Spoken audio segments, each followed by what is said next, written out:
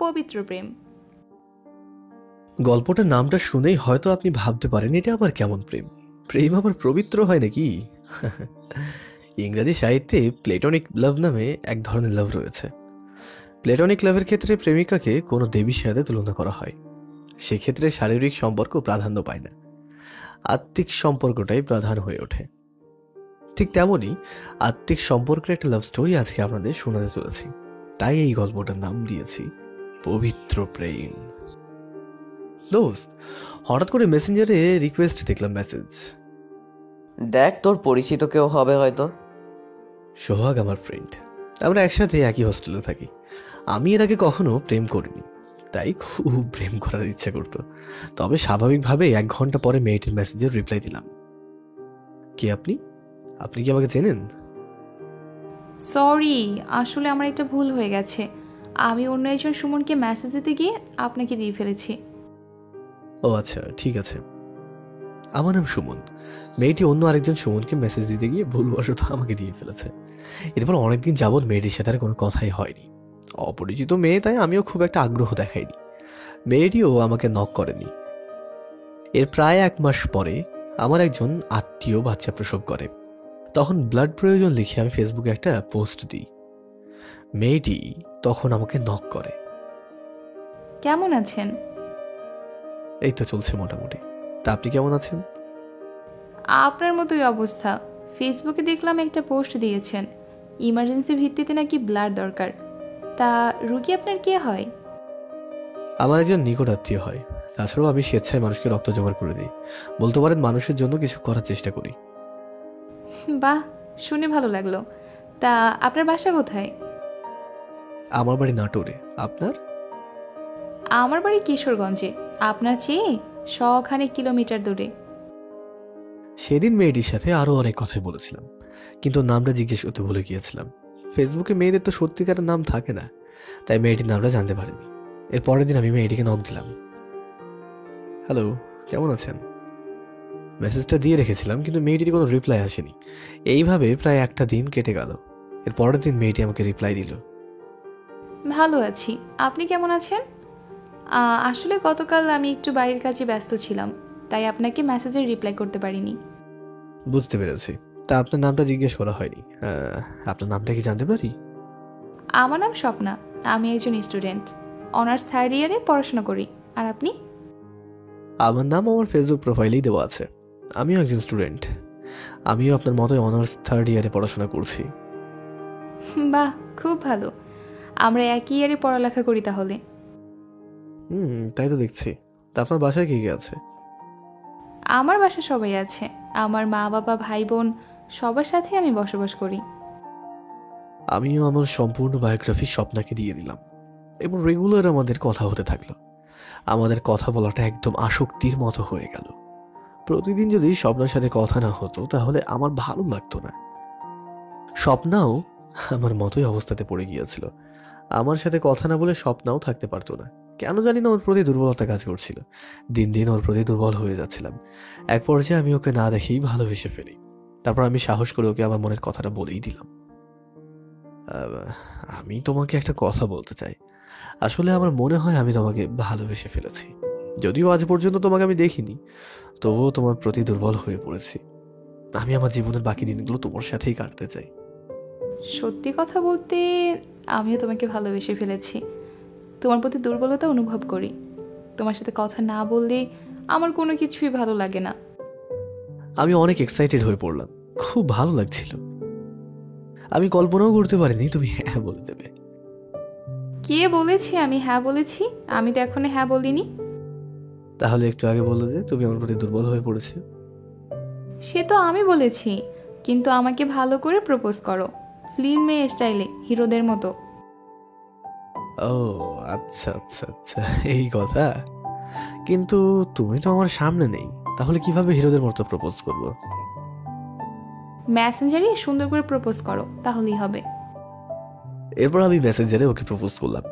আমার প্রপোজাল স্বপ্ন অ্যাকসেপ্ট করলো। আমি তো খুশিতে আত্মহারা হয়ে গিয়েছিলাম। যাই হোক, এরপর থেকে আমাদের প্রেম শুরু হলো। ওকে চোখে দেখার খুব ইচ্ছে করতো, ওর সাথে কথা বলতে খুব ইচ্ছে করতো। তাই একদিন ওর কাছে একটা ছবি চাইলাম। আর ওর সাথে ভিডিও কলে কথা বলার জন্য বললাম, যদিও আজ পর্যন্ত অডিও কলে ওর সাথে কথা বলিনি। তোমাকে দেখতে খুব ইচ্ছে করে, তোমার একটা ছবি দেবে? আমি হিজাব করি, তাই ছবি দিতে চাচ্ছি না, কিছু মনে করো না প্লিজ। আচ্ছা ঠিক আছে, ছবি দিতে হবে না, তবে তোমাকে কি অডিও কল দিতে পারি? হ্যাঁ, অডিও কলে কথা বলাই যে, আমার কোনো সমস্যা নেই। এরপর আমি ওকে অডিও কল দিলাম। ওর গলাটা না চমৎকার ছিল, একরকম মায়াবী গলা ছিল বলা যেতে পারে। ঘন্টার পর ঘন্টা ওর সাথে কথা বলতাম। আমি ফ্রিল্যান্সার, বিভিন্ন ক্লায়েন্টের সাথে কাজ করতে হতো, কিন্তু ওর সাথে কথা বলাটা এমন একটা নেশা হয়ে গিয়েছিল যে ক্লায়েন্টের সাথে কাজ করার সময় ওকে লাইনে রেখে কাজ করতাম, আর মাঝে মাঝে ওর সাথে কথা বলতাম, কিন্তু আজ পর্যন্ত ওর মুখটা দেখার সৌভাগ্য আমার হয়নি। এরপর আমি একদিন ওকে জোর করলাম, আমি তোমাকে দেখতে চাই, একটা ছবি দিলেই হবে, প্লিজ না করো না। আচ্ছা ঠিক আছে, আমার চেহারা কিন্তু ভালো নয়, আমার ছবি দেখে আমার সাথে ব্রেকআপ করে দিবে না তো?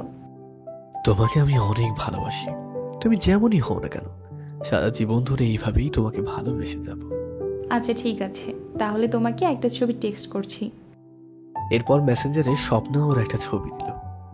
আমার কেমন যেন একটা খটকা লাগলো। তারপর ওকে জিজ্ঞাসা করলাম, কিছু মনে করো না, আসলে আমার মনে হয় এটা তোমার ছবি না, তুমি অন্য কারো ছবি দিয়েছ। কিভাবে বুঝলে? তোমার গলার সাথে তোমার ছবির কোনো মিল নেই। তাই না? গলা শুনে কেউ কি মানুষের চেহারা অনুমান করা যায়? এটাও কি সম্ভব? হৃদয় দিয়ে ভালোবাসলে সবই সম্ভব। আমি আমার হৃদয় তোমার জন্য একটা ছবি এঁকেছি, তোমার একটি ছবি দাও, আমার হৃদয়ে আঁকা ছবিটির সাথে তোমার ছবিটি মিলিয়ে দেখব। এরপর স্বপ্ন ওর ছবিটি দিল। আমি তোর ছবিটি দেখেই অবাক হয়ে গেলাম। আমি যেমনটা ভেবেছিলাম তার থেকেও বেশি সুন্দর ওর চেহারা, একদম পরীদের মতো। তোমাকে দেখতে একদম পরীদের মতো লাগছে, তুমি অনেক সুন্দর। জীবনে কখনো পরি দেখেছো নাকি?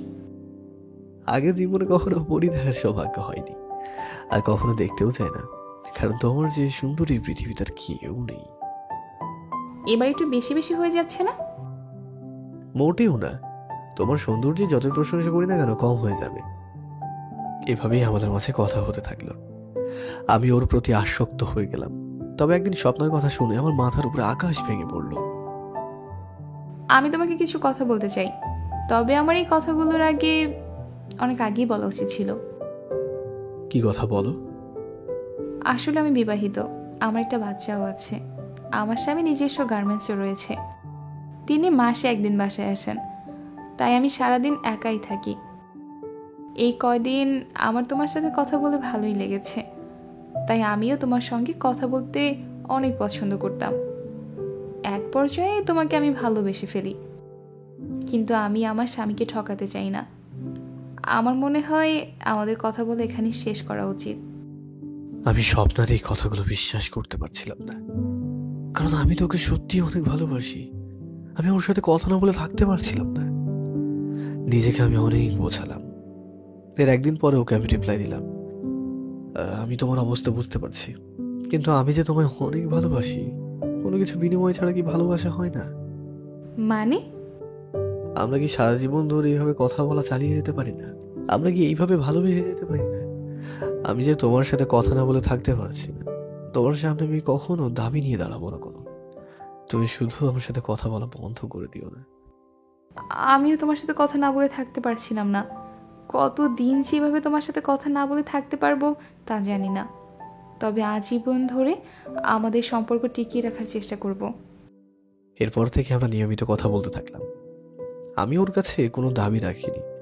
আমাদের এই কথাগুলো আমার বন্ধু সোহাগ শুনছিল, তাই ও আমাদের প্রেমের নাম দিয়েছিল পবিত্র প্রেম। বন্ধুরা, আপনার লাইফে কি কখনো ঘটেছে এমনটা?